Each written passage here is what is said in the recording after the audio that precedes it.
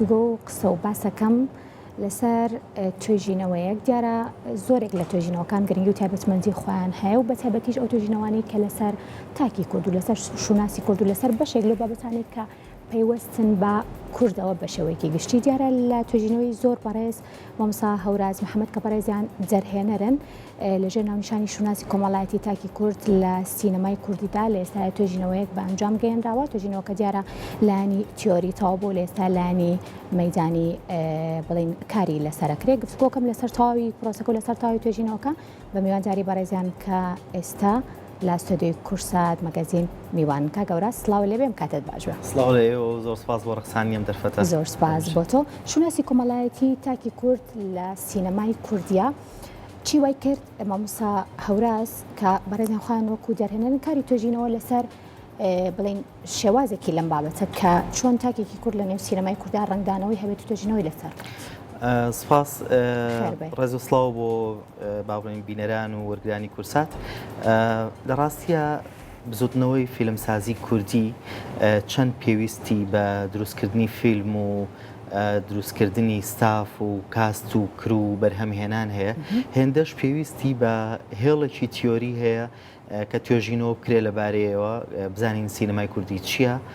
ڕەگەزەکانی کامانن لە کێکەوە دەست پێەکە چۆنن چی جای ئەکاتەوە لە سینەمای گەلانی تر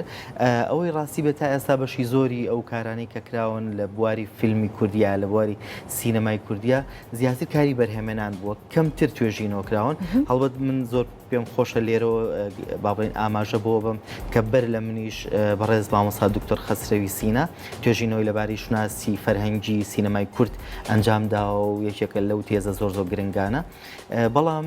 ئەوەی کە با بڵین تیۆریەکەی من یا با بڵین توێژینەوەکەی من جیاکاتەوە من فۆکەسم لەسەر شوناسی کۆمەڵایەتی تاکی کووردە لە ناو سینەمای کوردیا لە ڕاستیە ئێستا کۆتایی بە وەڵامە هاتووە کە ئێمە سینەمامان هەیە یانیمانە لە ڕاستی ئێمە سینەمامان هەیە فیلممان هەیە ژیانی سینەماییمان هەیە قسە لەسەر چۆنایەتی چەندایەتی مەسلەیەکی ترە فیلمی کوردی لە چ ئاستێکە ڕێژەی بەرهەمێنانی چەنە لە ئاستی تموحیان نییە کێشەکانی ئالانگاریەکانی بەردەمی کامانن ئەمانە بابەتی گفتوگۆن بەڵام لە ڕاستیە بزوتنەوەی فیلمسازی کوردی سەرپێکەوتووە ساڵانە بەرهەمێکی باش بەرهەمێنرێ لە ئاستی ناوخۆی فیلم نمایی شەکرێ فیلم بەشداری فەستیڤاڵەکانەکە وردە وردە کاست و کرو دروست بوون زانکۆکان بەشی تایبەتیان لە ڕووی ئەکادمیەوە کردوێتەوە نەک لە بەتەنیا لە باشووری کوردستان لە پارچەکانی تر لە دیاسپۆرا دەرهێنەرانی زۆر گەورەمان هەن بەشداری گرنگ و کاریگەریان هەیە لە ئاستی فێستیڤاڵەکان فیلمی کوردی بەرهەمیێت مادەم فیلمی کوردی بەرهەمیێت ئێمە پێویستمان بۆیە لە ڕووی تیۆریەوە خوێندنەوە بکەین بۆم فیلمانە بزانین فیلمانە چین چۆنن خەسڵەتی هاوبەشیان چییە ئەوەی کە بۆ من گرنگ بوو لەبەری باگراوەندی زانستیم کۆمەڵناسیە کۆمەڵناسی ژێکێکە لەو زانستانی کە بە گرنگیەوە لە هونەر ئەڕوانێ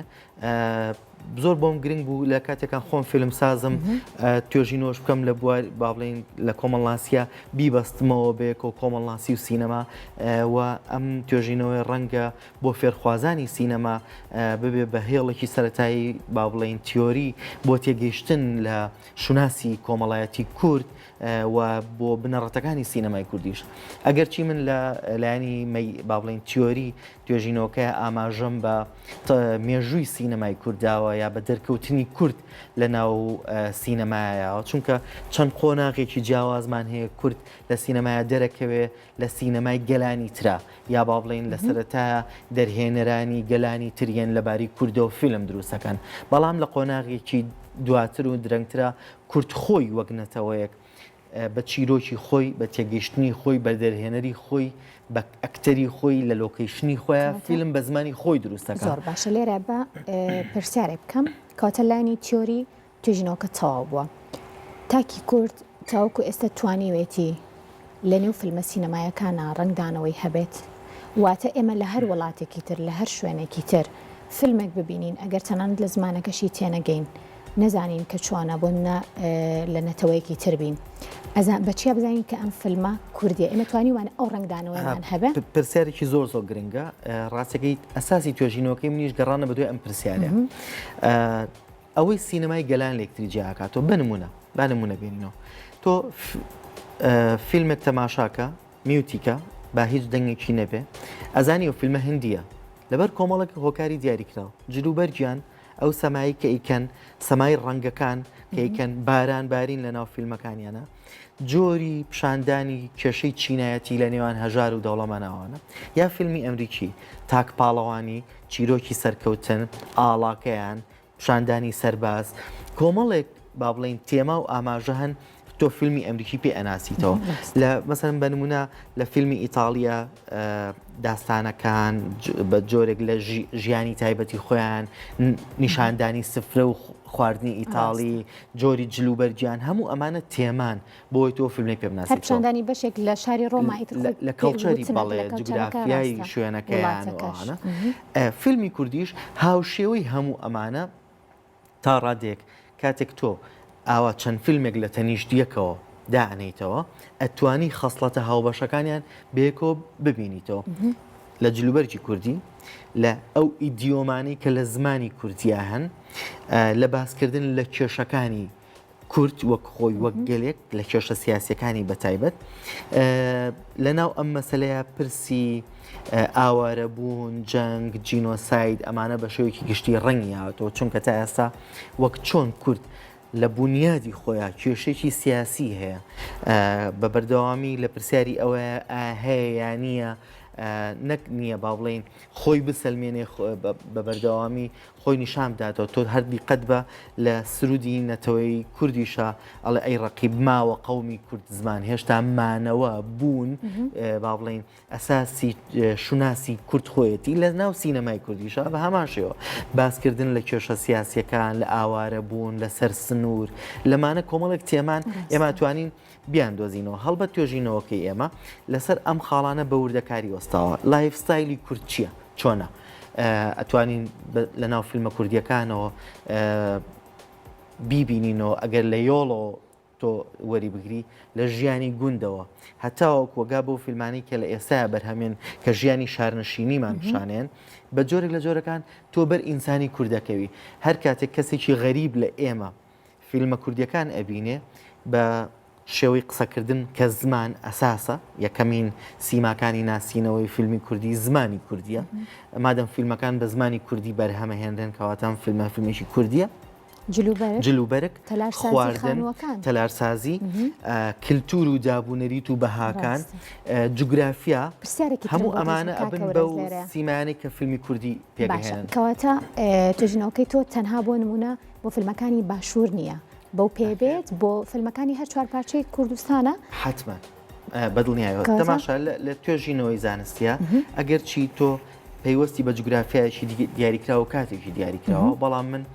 بە سپاسەوە لە بەشی کۆمەڵناسی زانکۆی سلێمانی ئەم سەرنجیان لێ قبول کردین کە کاتێک تۆ ئەڵێی بۆ ڕوونکردنەوەی ئێوە بینەرانیش کاتێک ئەڵی فیلمی ئەمریکی یا سینەمای ئەمریکی یەکسەر وڵاتی ئەمریکا بینی کە ئەڵی سینەمای فەڕەنسی فەڕەنسا بینی بەس کە ئەڵی سینەمای کوردی ئەمە بەداخۆ کوردستانێکمان نییە لەسەر نەخشە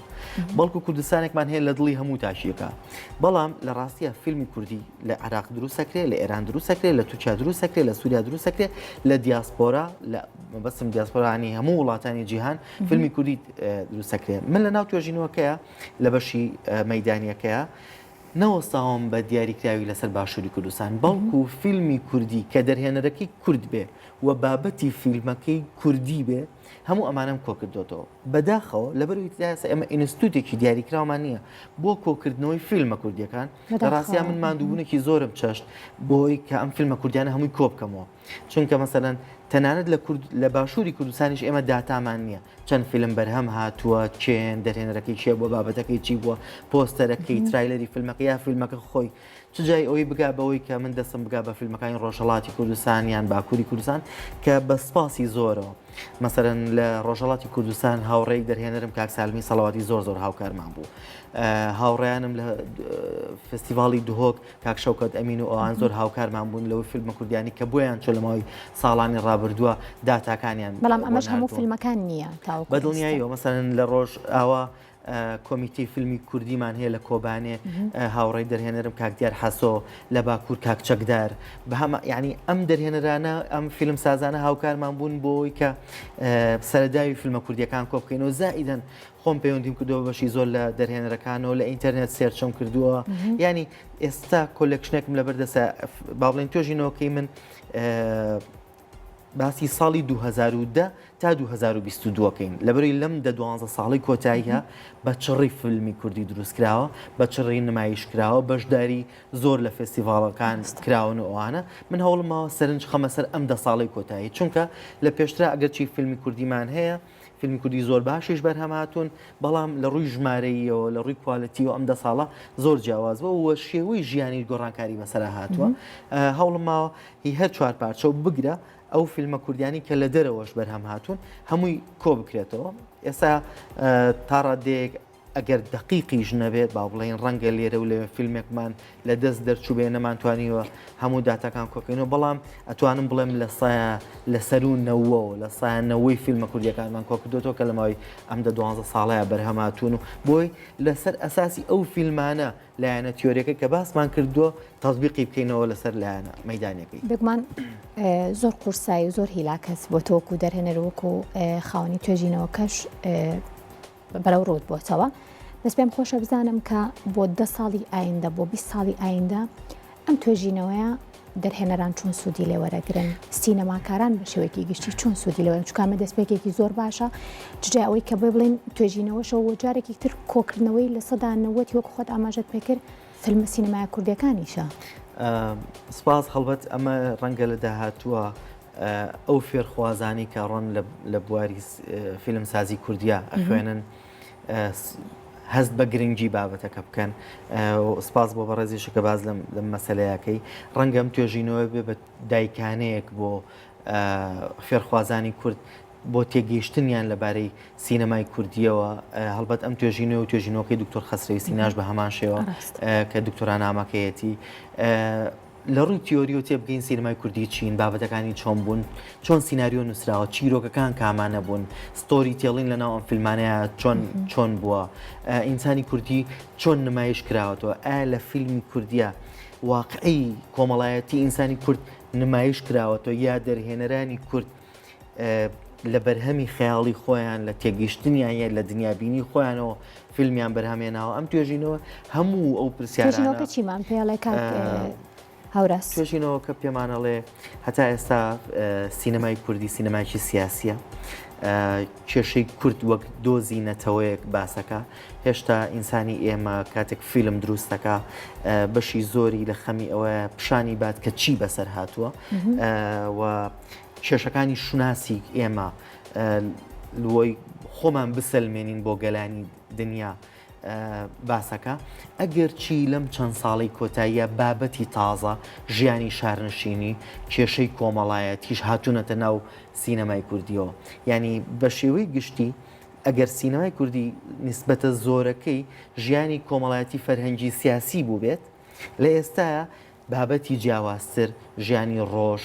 کێشەکانی ئینتەرنێت کێشە کۆمەڵایەتیەکان بابەتی تریژ هاتوونەتە ناو فیلمسازی کوردیەوە کە تعبیرن لە ژیانی کۆمەڵایەتی ئێستای ئینسانی کوردی کە هەموو ئەمانە پێکەوە وێنێکی ڕاستەقینەمان لەم سەردەمە بۆ تۆمارەکان ئەزانی هاوڕێ عەزیز یەکێک لە گرنگی سینەما تۆمارکردنی مێژووە ئەگەر لە داهاتووە بگەڕێینەوە بۆ ئەم قۆناغا ڕەنگە فیلمە کوردیەکان کە لەم قۆناغەیە بەرهەم هاتوون شاهیدی ڕاستەقینەی قۆناغەکە بن بۆی کە شێوەی ئینسانی کورد چۆن بووە جلوبەرگی چۆن بووە چۆن نانی خواردووە تەلارسازیەکەی چۆن بووە لە چ جوگرافیایەکە ژیاوە شارەکان چۆناهی بوون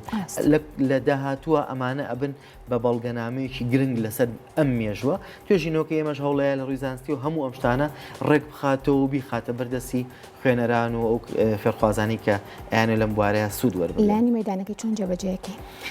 هەڵبەت لە ڕووی میتۆدۆلۆژیەوە من شیکردنەوەی ناوەڕۆک یا تحلیل مەزمون بەکارەهێنم ئەو تیۆریانەی کە لەبارەی شوناسی کۆمەڵایەتیەوە هەبوون من سێ تیۆری دیاریکراوە وەرگرتووە کە تیۆریەکەی ئێریک ئێریکسۆنە لەگەڵ تیۆریەکەی هێنری تاچفێڵ و تیۆری گۆفمان کە چۆن باسی شوناسی کۆمەڵایەتیان کردووە دوایی لەسەر ئەساسی ئەم تیۆریانە من تەطبیق یەکەمەوە لەسەر فیلمە کوردیەکان بزانین بەپی ئەو تیۆریانە شوناسی کۆمەڵایەتی کورد چۆن دەرکەوتوێتەوە ئینسانی کورد جیاوازیەکەی لەگەڵ گەلانی تر چۆنە لەگەڵ یەکتری خاڵی هاوبەشمان لە نێوان خۆمانە چییە خاڵی جیاوازمان لەگەڵ ئەوانی تر چییە لەسەر ئەوە تەطبیقێکم بە خوێندنەوەی فیلمە کوردیەکان بەیوەی بەردەوامی بەیوەی کاری باش و کاری جوانتر سوپاس بە بەڕێز هەوراز محەممەد جەرهێنەر و توێژەری یەکێک لە توێژینەوە هەرە تایبەتەکان ژێر ناونیشانی شوناسی کۆمەڵایەتی تاکی کورد لە سینەمای کوردیا دووبارە بەخێر زۆر سپاس.